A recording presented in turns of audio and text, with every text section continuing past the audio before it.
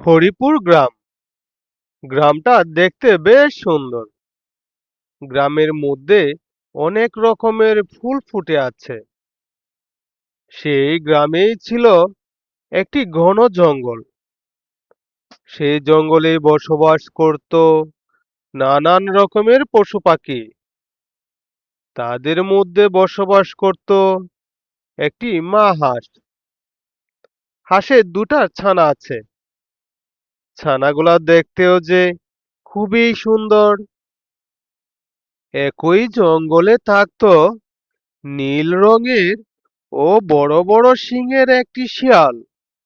শিয়ালটা ছিল খুবই হিংস্র।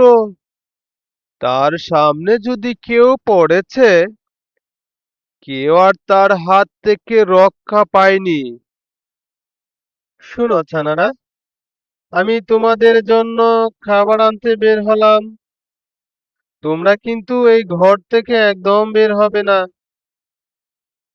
এই জঙ্গলেই শুনেছি নীল রঙের শিয়াল আছে, যার শিংগুলাও অনেক বড় বড়। আর তার সামনে কেউ যদি পড়েছে, কারোই রক্ষা হয়নি। সাবধান, আমি আসা আগ পর্যন্ত তোমরা ঘর থেকে একদম বের হবে না।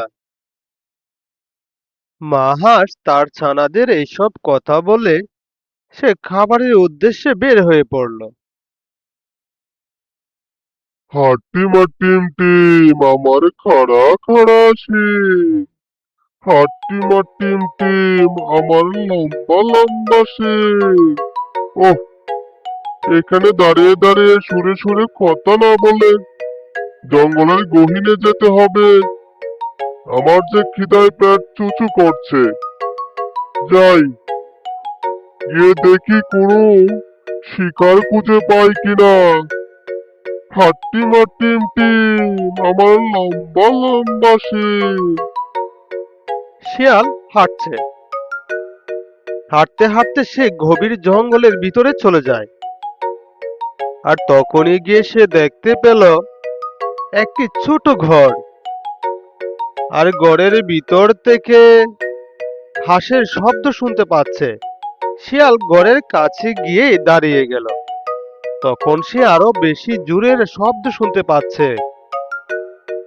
আরে আরে, এত গভীর জঙ্গলে ঘর, আর সেই ঘরের মধ্যে মনে হয় হাঁসের বাচ্চার কিচর মিচর শব্দ শুনতে পাচ্ছি। আহ, খুবই যে ভালো হয়েছে। হাঁসের মাংস খাওয়ার পরে কথার মধ্যে যে সুর আরো বেশি চলে আসবে। হাট্টিমা টিম টিম আমি খাবো এখন হাঁসের ছানা। হা হা হা হা। কিন্তু এই হাঁসের ছানাগুলো আমি খাবো কিভাবে? দেখতে পাচ্ছি তো ঘরের দরজা একদমই বন্ধ করা আছে। যাই, এই হাঁস ছানাদের আমি পটিয়ে পাটিয়ে যেভাবেই হোক ঘরের দরজাটা খুলতেই হবে। হাট্টিমা টিম টিম আমার মাথায় বড় বড় শিং। ঘরের ভিতরে কে আছো? আমাকে একটু সাহায্য করো। আমি এই গহীন জঙ্গলে অনেকক্ষণ ধরে হাঁটছি। হাঁটতে হাঁটতে যে আমি খুবই ক্লান্ত হয়ে গেছি। আমাকে একটু ঘরের মধ্যে বিশ্রাম নেওয়ার সুযোগ দাও। কে আছো? দরজাটা একটু খুলো।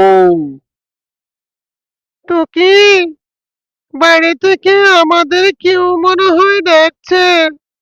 সে মনে হয় বিপদে পড়েছে। যা তো, গিয়ে একটু দরজাটা খুলে দে। সে একটু ঘরের মধ্যে বিশ্রাম নিয়েই চলে যাবে। না ভাইয়া, এই দরজা কোনোভাবেই খোলা যাবে না। মাঝে বারবার নিষেধ করে গেছে। আরো বলেছে এই জঙ্গলে নাকি একটা নীল রঙের শিয়াল আছে। সে খুবই ভয়ঙ্কর ও হিংস্র।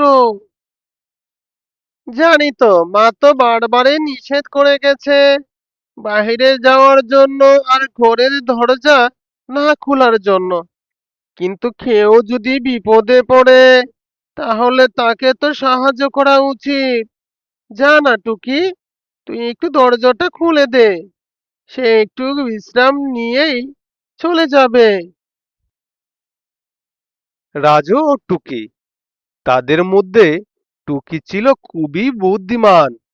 সে তখন তার ভাইকে বলছে, হ্যাঁ ভাইয়া, তুমি ঠিক কথা বলেছ।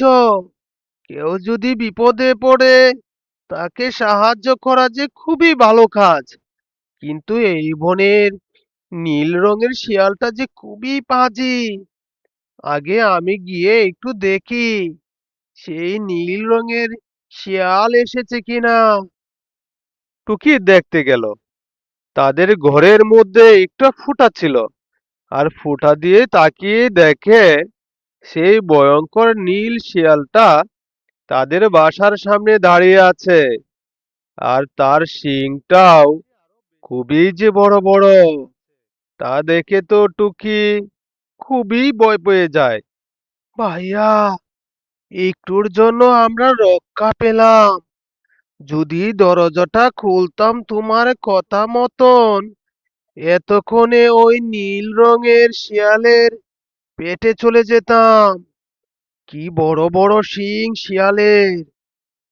তাই নাকি টুকি? তুই কি সত্যি দেখেছিস এই জঙ্গলের নীল রঙের শিয়ালটাকে? দাঁড়া, আমিও একটু দেখি।